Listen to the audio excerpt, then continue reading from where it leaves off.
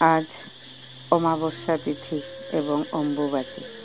আমাদের বিষ্ণুপ্রিয়া মণিপুরীদের রীতি অনুসারে কোনো ব্যক্তি যদি ইহলোকের মায়া ত্যাগ করে পরলোকে গমন করে, তাহলে ওই ব্যক্তির উদ্দেশ্যে যতদিন না বাৎসরিক শ্রাদ্ধ হচ্ছে, ঈশ্বরের নিকট ভুজি দেওয়া হয়, যাতে ঈশ্বরের মাধ্যমে ওনার কাছে পৌঁছে যায়।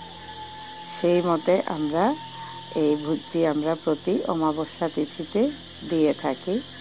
এই ভুজিটা নিয়ে আমরা এখন মণ্ডপে রাধা মাধবের শ্রী শ্রী রাধা মাধবের মণ্ডপে নিবেদন করতে যাব। এখানে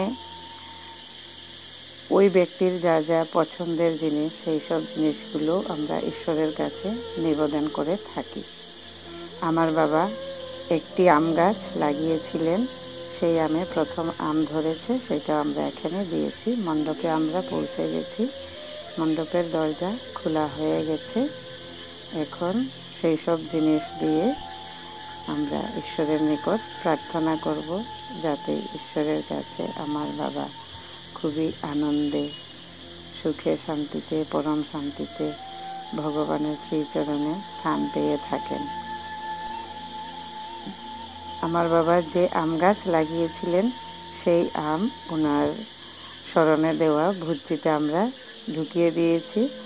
জীবিত থাকতে তো কত বছর ধরেছিল, কিন্তু একটাও আম টিকেনি, ওনার খাওয়াও হয়নি। ওনার পরলোক গমন করার পরে এটাই প্রথম আমরা ঈশ্বরের নিকট সেই আমটা নিবেদন করলাম।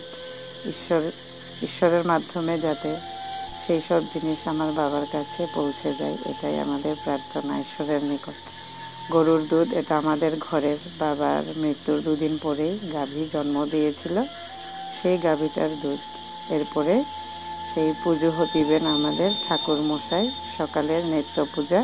সেই পূজাতে ফল প্রসাদগুলো নিবেদন করা হয়েছে এবং বাকি প্রসাদগুলো অন্য সময় ঈশ্বরের নিকট ভোগ নিবেদন করা হবে। হে ঈশ্বর, বাবাকে তোমার শ্রীচরণে শান্তিতে রেখো।